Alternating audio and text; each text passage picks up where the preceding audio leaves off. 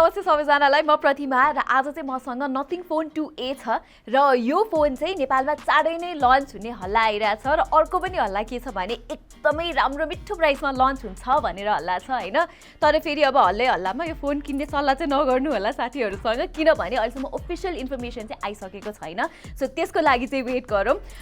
anyways आज चाहिँ म यो फोनको अनबक्सिङ गरेर छोटो मिठो इम्प्रेसन्स दिनेछु तपाईहरुलाई हुन चाहिँ हामीले यसको बक्स चाहिँ पहिले नै अनबक्स गरिसकेको थियो नथिङको प्याकेजिङ चाहिँ यस्तो खासै राम्रो हुँदैन के सबै च्यात्नु पर्ने हुन्छ सो अलिकति एक्साइटमेन्टमा मैले त्यो च्यातिसकेको थिएँ तर भित्रको बक्स छ हामीसँग अलिकति फोर्स छ माइन्ड नगर्दिनु होला र यसलाई चाहिँ हामी अनबक्स गर्छौं है त सो निकै सजिलो छ यसरी ढोका खोल्या जसै गरी खोल्ने हो हैन सो सुरुमा चाहिँ हामीसँग फोन नै छ यसरी निकालो यस्तो आँखा जस्तो क्यामेरा मोड्युल देखिन्छ सो यहाँ पनि अलिकति च्यातिएको छ हामी अलिकति रेकलेसली अनबक्स गर्ने खालको मान्छेहरू हौ हैन ओके सो अलराइट हामीसँग चाहिँ यो ब्ल्याक कलरमा रहेको छ तपाईले यो फोन चाहिँ अर्को व्हाइट कलर अप्सनमा पनि किन्न सक्नुहुन्छ र त्यसपछि अब आजकल फोनको बक्सहरुमा चार्जर दिने चलन त छैन र मिड रेन्ज फोन भए तापनि नथिङ फोन 2A को बक्स भित्र चाहिँ तपाईले चार्जर पाउनु हुँदैन बेसिकली डेटा केबल पाउनुहुन्छ यस्तो खालको छ है यो चाहिँ यो नथिङको यस्तो ट्रान्सपेरेन्ट डिजाइन वाला छ जुन चाहिँ मलाई एकदमै युनिक लाग्छ हैन निकै मन पर्छ मलाई यो त्यो बाहेक हामीसँग यही नर्मल पेपर वर्क छ अनि अर्को मलाई मन पर्ने कुरा भनेको चाहिँ यो सिम इजेक्टर टुल हो है एकदमै क्यूट छ यस्तो वाटर ड्रपलेट जस्तो शेपमा आउँछ and I like it so very much र बक्समा आउने चाहिँ प्रिटी मच सामानहरू यति नै हो हुन चाहिँ यो फोनले 45 वाटको फास्ट चार्जिङ सपोर्ट चाहिँ गर्छ तर तपाईहरुले चार्जर चाहिँ छुट्टै नै किन्नु पर्ने हुन्छ ल अनबक्सिङको लागि चाहिँ यति नै हो हामी चाहिँ अब यो फोनको बारेमा कुरा गरौँ है त ओके सो सुरुमा चाहिँ डिजाइनकै कुरा गरौँ किनभने नथिङ फोन्सको सबैभन्दा युनिक एस्पेक्ट भनेकै डिजाइन हो तपाईले चाहिँ यहाँ यस्तो यो ट्रान्सपेरेन्ट ब्याक पाउनुहुन्छ र भित्रको त्यो कम्पोनेन्ट्सहरू पनि देखिन्छ के यहाँ इट्स भेरी कुल यो भन्दा अगाडि पनि नथिङले नथिङ फोन 1 नथिङ फोन 2 मा यस्तै डिजाइन दिएको थियो यहाँ पनि त्यही नै छ डिफरेन्स चाहिँ के छ भने यहाँ अलिकति कम एलईडी लाइट्सहरू छ के नथिङ फोन 2 मा चाहिँ तपाईले टोटल 16 वटा पाउनुहुन्छ भने यहाँ चाहिँ 3 वटा मात्रै छ तर त्यही पनि पर्पस चाहिँ फुलफिल गर्छ मलाई सबैभन्दा यो लाइट्स चाहिँ मन पर्ने भनेको रिङटोन बज्दाखेरि हो कल आउँदाखेरि र अर्को चाहिँ यसले टाइमर पनि देखाउँछ व्हिच इज भेरी कुल र मलाई यहाँ सबैभन्दा मन पर्ने भनेको चाहिँ यहाँको रिङटोन्सहरू डिफल्ट नै राम्रो छ हैन तर तपाईले आफ्नै पनि बनाउन सक्नुहुन्छ म तपाईलाई यहाँ भएको एउटा डिफल्ट सुनाउँछु है दिस इज माई फेभरेट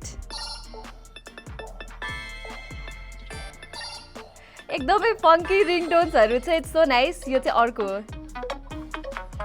यो चाहिँ अलि एलियनहरूले बजाउने टाइपको रहेछ बट नेभर माइन्ड एकदमै इन्ट्रेस्टिङ छ तपाईले आफ्नै साउन्ड पनि बनाउन सक्नुहुन्छ एज आई सेड अलरेडी र मजा आउँछ कि अनि पछाडि प्लस बत्ती पनि बल्छ त्यो अर्कै रमाइलो भयो अब सबैजनालाई मन नपर्न सक्छ मलाई चाहिँ रमाइलो लाग्छ किनभने योभन्दा अगाडि आएको नथिङ फोन 1 र नथिङ फोन 2 मा चाहिँ I found it very entertaining anyways अब डिजाइनकै कुरा गर्नु पर्दा यु सी अलिकति डिफरेन्ट छ फर्म फ्याक्टर चाहिँ एज यु क्यान सी अलि बक्सी टाइपको छ तर अनकम्फर्टेबल चाहिँ अलिकति पनि छैन यो फोन हातमा लिँदाखेरि मजाको स्नग्ली फिल हुन्छ र यहाँ तपाईले अगाडिपट्टि चाहिँ देख्न सक्नुहुन्छ कि बेजल्सहरू कति सिमेट्रिकल छन् सो जे होस् नथिङले चाहिँ डिजाइनमा एकदमै राम्रो काम गरेको देख्छु म and I am very happy with it अब डिस्प्ले साइडमा हेर्नु पर्दाखेरि पनि this is an excellent AMOLED screen यो चाहिँ 6.7 इन्चेसको एमोलेड स्क्रिन हो विथ 10 बिट कलर डेप्थ अनि 120 hertz refresh rate and it is protected by Gorilla Glass 5 so after प्राइसको लागि चाहिँ this is a very good screen colour reproduction पनि निकै राम्रो छ र contrast levels also are point र यो डिस्प्लेको टच रिस्पोन्स पनि मलाई निकै राम्रो लागेको छ so overall as I said यो प्राइसको लागि this is an excellent screen performance साइडमा पनि the nothing phone 2A is pretty much sorted अब यो फोनको प्राइस अहिले रिभिल त भइसकेको छैन र मलाई थाहा पनि छैन तर इन्डियाको प्राइससँग चाहिँ कन्भर्ट गर्ने हो भने चाहिँ it might launch for around 40,000 to 45,000 rupees र त्यो प्राइसमा चाहिँ यो फोनमा आउने Dimensity 7200 is an absolute steal किनभने डायमेन्सिटी 7200 भनेको चाहिँ Redmi Note 13 Pro Plus जस्तो अलिकति महँगो फोनमा आउँछ सो बिलो 45,000 आयो भने चाहिँ एकदमै नै रमाइलो हुन्छ किनभने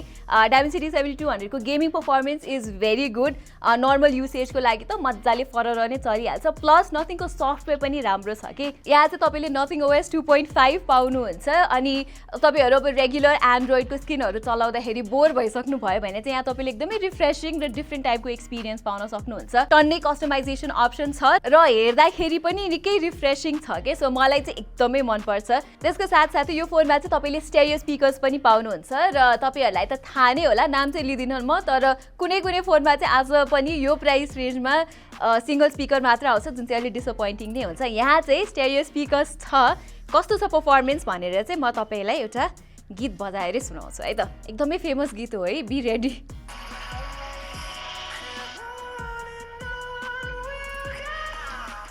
र स्पिकर्स बाहेक क्यामेरामा पनि नथिङले चाहिँ निकै राम्रो काम गरेको छ एटलिस्ट हार्डवेयर वाइज यहाँ चाहिँ तपाईँले 50 मेगापिक्सलको दुईटा सेन्सर पाउनुहुन्छ पहिलो चाहिँ 50 मेगापिक्सलको प्राइमेरी सेन्सर हो स्यामसङले बनाएको सेन्सर हो र अर्को चाहिँ अल्ट्रा वाइड एङ्गल लेन्स त्यो पनि 50 मेगापिक्सलकै हो र अब स्पेक्स चाहिँ ठिक छ तर अलिकति अप्टिमाइजेसनमा चाहिँ अझै नथिङले काम गर्नुपर्ने देखेको छु मैले यो फोन टेस्ट गर्दाखेरि चाहिँ त्यस्तो धेरै फोटोजहरू चाहिँ खिचेको छुइनँ तर अलिकति यताउता फोकस इस्यु अनि कहिलेकाहीँ चाहिँ कलर कन्सिस्टेन्ट नहुने जस्तो इस्यु चाहिँ भेटाएको छु तर अब गुड लाइटिङ कन्डिसन्समा राम्रो इन्भाइरोमेन्टमा चाहिँ तपाईँले you can get some good images as well no problems होइन यो फोनले सबैभन्दा राम्रो खिच्ने भनेको चाहिँ पोर्ट्रेटहरू हो होइन एकदमै स्किन टोन मिलाएर ब्याकग्राउन्डको ब्लरहरू पनि राम्रो निकालेर यसले खिच्छ र यो 50 मेगापिक्सलको हाई रेजोल्युसन सेन्सर भएर चाहिँ नथिङले 2x वाला अप्सन पनि दिएको छ पोर्ट्रेट खिच्दाखेरि जसले त्यही इन सेन्सर जुम नै गर्छ तर राम्रो छ आउटपुटहरू सो आई लाइक द्याट अनि सेल्फिजहरू पनि स्किन टोनहरू निकै राम्रो नै निकाल्छ so that is also something I appreciate ultra wide angle images चाहिँ निकै एभरेज लाग्यो मलाई अलिकति फोकस इस्यु छ र प्राइमेरी क्यामेरासँग कन्सिस्टेन्ट लागेन मलाई इभन दो दुइटै 50 मेगापिक्सलकै सेन्सर्स हुन् त्यो बाहेक भिडियोजमा चाहिँ तपाईँले बोथ प्राइमेरी र अल्ट्रा वाइड एङ्गल सेन्सरबाट 4K 30 FPS मा भिडियोजहरू खिच्न सक्नुहुन्छ र आउटपुट डिसेन्टै छ सेल्फी क्यामेराबाट तपाईँले म्याक्सिमम रेजोल्युसन सुट गर्न मिल्ने भनेको चाहिँ 1080p 60 FPS हो र आउटपुट डिसेन्ट मात्र छ त्योभन्दा बढी चाहिँ केही पनि छैन तर मेरो एउटा सानो गुनासो चाहिँ मैले अघि नै भने नि अलिकति अप्टिमाइज छैन क्यामेरा भनेर त्यो चाहिँ कसरी पनि थाहा हुन्छ भने तपाईँले फोटो खिच्नु भयो भने 1-2 सेकेन्ड चाहिँ प्रोसेस गर्ने टाइम लगाइदिन्छ जुन चाहिँ आई होप कि नथिङले अपडेट्सको मार्फतबाट फिक्स गर्छ होला सो एभ्रीबडी यही नै थियो हाम्रो नथिङ फोन 2A को अनबक्सिङ र छोटो मिठो इम्प्रेसन्स यो फोन चाहिँ नेपालमा चाँडै नै लन्च हुने हल्ला छ र आई होप कि राम्रो प्राइसमा लन्च हुन्छ होला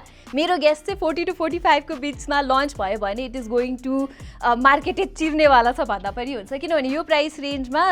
Dimensity 7200 आउनु भनेको चाहिँ it is a very good thing र त्यसको साथसाथै डिजाइन पनि इट्स भेरी रिफ्रेसिङ यहाँ display is also good stereo speakers पनि छ त्यसको साथसाथै software experience is the most refreshing thing about this device so I am hoping कि यो फोन राम्रो प्राइसमा लन्च हुन्छ होला सो आजको भिडियोको लागि चाहिँ यति नै तपाईँहरूलाई यस्तै अनबक्सिङहरू हेर्नमा रुचि छ भने चाहिँ don't forget to subscribe to our channel र don't forget to hit that notifications icon as well यति भन्दै म प्रतिमालाई बिदा दिनुहोस् धन्यवाद